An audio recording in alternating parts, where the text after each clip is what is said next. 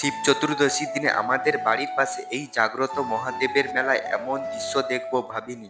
বিষয়টা একটু ব্যাখ্যা করব। হ্যাঁ, এখন বিষয়টা তোমাদের সঙ্গে পুরোটা ব্যাখ্যা করছি। তার আগে তোমরা চ্যানেলে নতুন হয়ে থাকলে প্লিজ চ্যানেলটা সাবস্ক্রাইব করে পাশে থেকো। সকালে ঘুম থেকে উঠে দেখি একদম ফ্রেশ মুড, তাই একটু হাঁটতে বের হলাম।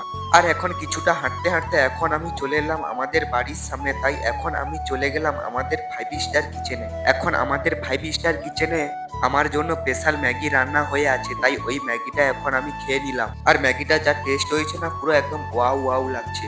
এখন পেট ভরে গেল, এখন সোজা শিব চতুর্দশীর মেলায়। শিব চতুর্দশীর রাতে আমাদের বাড়ির পাশে এই মেলার গেটটা দেখে আমি পুরো অবাক। দেখো কি সুন্দর লাইট, এই যে দেখো মহাদেবের মন্দিরের প্রধান গেট। এই টনিয়াবিলা গ্রামের ভিতরে আছে জাগ্রত এই মহাদেবের মন্দির। এই হলো আমাদের জাগ্রত মহাদেব। সবাই বলো এখন মন থেকে চাইলে ইচ্ছে পূরণ হবে। এখন মহাদেবের মন্দিরের সামনে কি আছে তোমাদেরকে দেখাচ্ছি। মহাদেবের সামনে নন্দী মহারাজ বসে আছে। নন্দী মানে শিবের বাহন। মহাদেবের মন্দিরের সাইডে একটা বজরংবালির মন্দির আছে। আর এখন আমরা বজরংবালির মন্দিরটা মহাদেবের মন্দির দেখে এখন চলে এলাম মেলার ভেতরে।